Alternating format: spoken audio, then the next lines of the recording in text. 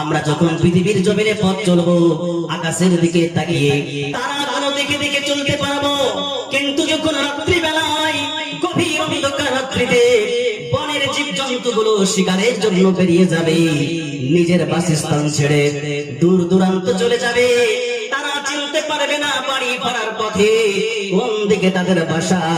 আল্লাহ রাব্বুল আলামিন তাদের পথ দেখানোর জন্য বনের ছোট্ট পতঙ্গের মধ্যে আলো দিয়েছে। কত বড় রহমত! এক একটা বডির বয়সের দিকে তাকান, প্রশংসা করে শেষ করতে পারবে না। মানুষের শরীরের মধ্যে যে শিরা উপশিরা গুলো রয়েছে, এই শিরা উপশিরা গুলো এত রয়েছে, যদি এগুলো একটার পর একটা জোড়া দিয়ে সমস্ত পৃথিবীকে প্রদক্ষিণ করা হয়, তবে একটা মানুষের শরীরের শিরা উপশিরা দিয়ে পৃথিবীকে 3 বার ঘোরানো হবে। কত শিরা উপশিরার মধ্যে রয়েছে। আল্লাহ বলছেন তোমাদেরকে এত নিয়ামত দিলাম, ওয়া আম্মা বিনি'মাতি রাব্বিকা ফাহাদ্দিস, তোমরা আল্লাহ রাব্বুল আলামিনের নিয়ামতের চর্চা করো, নিয়ামতের চর্চার মাধ্যমে তোমরা আল্লাহকে খুঁজে পাবে। আমরা শুধু খাই ঘুমাই, সব নিয়ামত ভোগ করি, কিন্তু আল্লাহ তাআলার কোনো শুকরিয়া আদায় করি না। ফুলে ফলে ভরা পৃথিবী সবই তোমার রহমত, দিয়েছো তুমি পৃথিবীতে অগণিত রহমত, প্রশংসা করে তোমার শেষ হবে না, প্রশংসা করে তোমার শেষ হবে না, তুমি রব মহান, তোমার গুণগান হো, তোমার গুণগান। আপনাদেরকে বিরক্ত লাগছে না? ভালো লাগছে? শুরু তো হলো, ইনশাআল্লাহ খুব ভালো লাগবে, একটু অপেক্ষা করে বসতে হবে। পৃথিবীর জমিনে এত নিয়ামতের মাঝে আল্লাহ তাআলা বলেন না এই নিয়ামত দিয়ে বড় ihsan করেছি, এই বান্দা তোমার চোখ দিয়ে তোমার উপরে ihsan করেছি, তোমার মুখ দিয়ে তোমার উপরে ihsan করেছি, তোমার নাক দিয়েছি এর জন্য ihsan করেছি, তোমার মগজ দিয়েছি বলে ihsan করেছি, বৃক্ষলতা জমি জায়গা এত কিছু দিয়েছি ihsan করেছি। আল্লাহ তাআলা এগুলো দিয়েছেন আল্লাহর নিয়ামত, কিন্তু যখন আমার নবীকে আল্লাহ তাআলা দিচ্ছেন, আল্লাহ তাআলা বলছেন মুমিন শোনো, লাকাদ মান্নাল্লাহু আলাল মুমিনিনা ইয বা'আথা ফীহিম রাসূলাম মিনহুম। আল্লাহ তাআলা বলছেন মুমিন, আল্লাহ তাআলা তোমাদের উপরে করুণা করেছেন, দয়া করেছেন যে তোমাদের মধ্যে একজন রাসূল পাঠিয়েছেন মানব সম্প্রদায়ের মধ্যে হতে।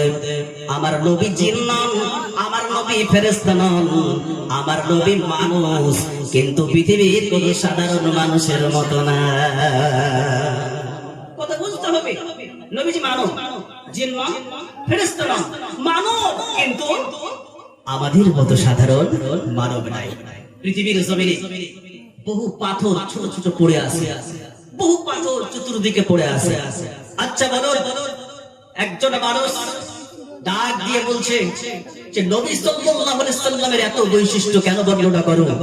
আরে নামাজের কথা বলো, আরে রোজার কথা বলো, আরে হজের কথা বলো, আরে মানুষকে অন্যান্য আমল শিক্ষা দাও, শুধু নবীর প্রেম, নবীর ভালোবাসা, নবীজির প্রশংসা কেন করো?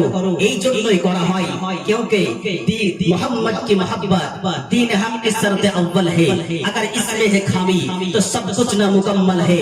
नबी सल्लल्लाहु अलैहि वसल्लमेर प्रेम, নবীজির ভালোবাসা দ্বীনের প্রথম শর্ত। যদি নবীজির ভালোবাসার মধ্যে কোনো ত্রুটি থাকে তাহলে সব কিছু অসম্পূর্ণ থাকবে। তোমার নামাজের কাজ হবে না, তোমার হজের কাজ হবে না, তোমার যাকাত কাজ হবে না, তোমার আমল কাজ হবে না, পিতামাতার সেবাও কাজে আসবে না, তোমার কোন প্রকারের আমল কাজ আসবে না। যেই ব্যক্তি নবীজির বেয়াদবি করবে, পৃথিবীর কোন আমল তার কাজে আসবে না। জোরে বলুন ঠিক কিনা? সেই জন্য প্রথমে আমল নাকি ঈমান? বলেন প্রথমে আমল নাকি ঈমান? কি মনে হয় আপনাদের, আমল না ঈমান? ঈমান। ঈমান ঠিক থাকলে যতটুকু আমল করবেন ততটুকু ফল পাওয়া যাবে। পৃথিবীর জমিনে বহু পাথর পড়ে রয়েছে, পাথর সঙ্গে মারমার, সেটাও পাথর।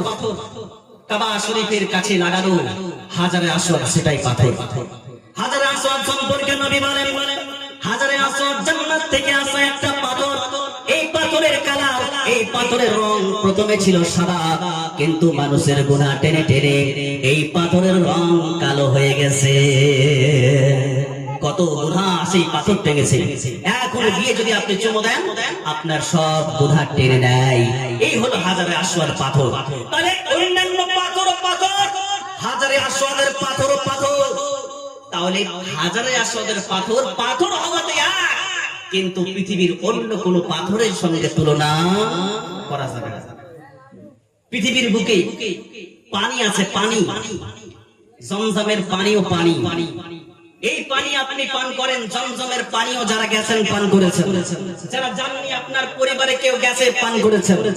তাহলে এটাও পানি, সেটাও পানি। বিজ্ঞানীরা গবেষণা করে তথ্য দিয়েছে, জমজমের পানির গুণ আছে। যেমন ভাবে দুধ পান করলে পিপাসা নিবারণ হয়, ক্ষুধাও নিবারণ হয়, তেমনি ভাবে জমজমের পানি পান করলে ক্ষুধাও নিবারণ হয়, পিপাসাও নিবারণ হয়। জোরে বলেন সুবহানাল্লাহ। এই জমজমের পানি মাটি থেকে নিচে 10 ফুট নিচে এই জমজমের পানি আছে। মিনিটে 7000 লিটার করে পানি উঠে চলে যাচ্ছে। পানি উঠতে উঠতে পানি চলে যায় 40 ফুট তলে। আল্লাহর কুদরতি কারিশমা, সেইখানে 13 মিনিটের মধ্যে আবার ফুল হয়ে যায়। পৃথিবীর পানি পানি, জমজমের পানি পানি, জমজমের পানি পানি হওয়াতে এক, কিন্তু সারা বিশ্বের কোন পানির সঙ্গে জমজম পানির তুলনা হবে না। পৃথিবীর জমিনে সমস্ত নবী এসেছেন, সব নবী মানুষ, মানব সম্প্রদায়ের মধ্যে থেকে এসেছেন। সব নবীরা মানুষ, আমরা মানুষ, কিন্তু আমরা হলাম সাধারণ মানুষ, নবীরা হলেন মহামানুষ। নবীদের সঙ্গে পৃথিবীর কোন মানুষের তুলনা করা যাবে না। তুলনা করা যাবে না, তুলনা করা যাবে না। ওনারা হলেন মহামানব। আবার নবী সাল্লাল্লাহু তাআলা আলাইহি ওয়াসাল্লামকে কিছু মানুষ বলছে নবী নিরক্ষর। এই কথা শুনেছেন আপনারা? এইদিকে কিছু মৌলবী উঠে পড়ে লেগেছে যে নবী নিরক্ষর। বলে নিরক্ষর মানে কি? বলে নিরক্ষর মানে অক্ষর জ্ঞান ছিল না। নবী কোনটা আলিফ চিনতেন না, কোনটা বা চিনতেন না, কোনটা তা চিনতেন না। নবীজি পড়তে জানতেন না। জোরে বলুন নাউজুবিল্লাহ। এই বেয়াদবগুলো বলছে নবীজি পড়তে জানতেন না। আপনাদের ঈমান কি বলে? দলিল তো করে। ঈমান কি বলে? নবীজি পড়তে জানতেন কি জানতেন না? আওয়াজ দেন নবীজির মহব্বতে জানতেন কি না? পেছনের ভাইরা হাত তুলে নারে তাকবীর, নারে রিসালাত, মাসলাকে আলা হযরত, দ্বীন ইসলাম জিন্দাবাদ। নবীজি অক্ষর জ্ঞান ছিল না, বলে কষ্ট লেগে যায়। দুটো দলিল বলে যায় মাত্র, বুখারী শরীফ সহিহ দলিল। যদি পৃথিবীর কোন মা কোন সন্তানকে জন্ম দিয়ে থাকে আর সে যদি আলিম হয়ে থাকে, তাহলে এই হাদিস অস্বীকার করতে পারবে না। যদি অস্বীকার করে সেই ব্যক্তি মুমিন থাকতে পারবে না। প্রথম হাদিস শরীফ বুখারী শরীফ 4432 নম্বর হাদিস। হাদিসের মধ্যে কি আছে? নবী সাল্লাল্লাহু আলাইহি সাল্লাম ইন্তেকালের পূর্বে শয্যায় শুয়ে রয়েছেন, সাহাবায়ে কেরাম চতুর্দিকে বসে রয়েছেন। নবীজি আমার বললেন, হালুম্মু আকতুবু লাক কিতাবা, তোমরা কাছে এসো, আমি তোমাদের জন্য একটা চিঠি লিখে দিই, উপদেশ বাণী লিখে দিই, যাতে করে তোমরা পথভ্রষ্ট না হয়ে যাও। সাহাবাদের মাঝে দুটো মত দেখা গেল।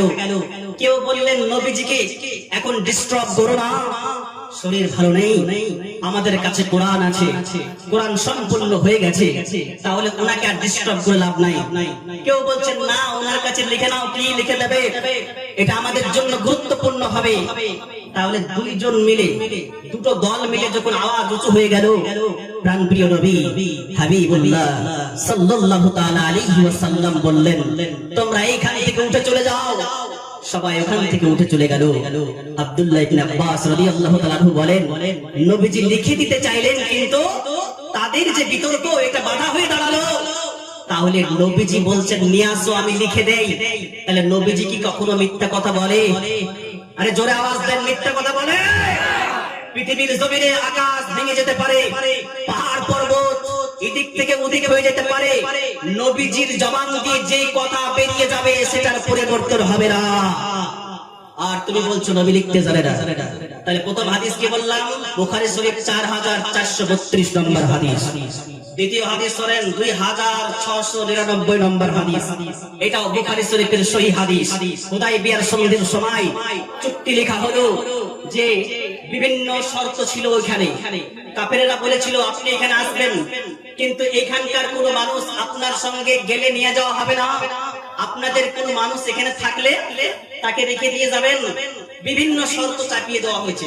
তরবারি খাপ থেকে বের করা যাবে না ইত্যাদি ইচ্ছা মতো কাফেরেরা শর্ত লাগিয়ে বলছেন এই শর্ত যদি আপনি মানেন তাহলে সামনে বছর আপনি এসে উমরা করতে পারবেন। নবী মুহাম্মদ রাসূলুল্লাহ সাল্লাল্লাহু আলাইহি সাল্লাম বললেন ঠিক আছে।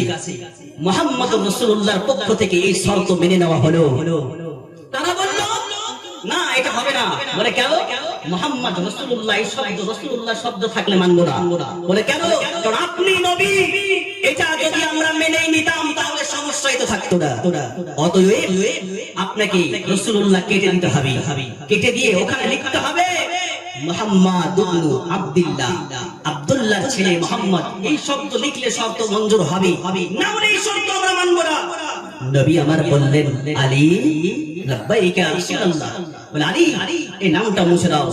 হযরত আলী বলেন ওয়াল্লাহি লা আমহুকা আবাদা, হে রাসূল আপনার নাম আমি মুছে দিতে পারবো না। নবী বললেন আমাকে দাও। আর এই বেয়াদবেরা কি বলবে যে হযরত আলী নবীর কথা শুনলো না? আরে পাগল, এটা ভালোবাসা প্রেমের কথা তোমরা বুঝবে না। নবী বললেন তাহলে আমাকে দাও।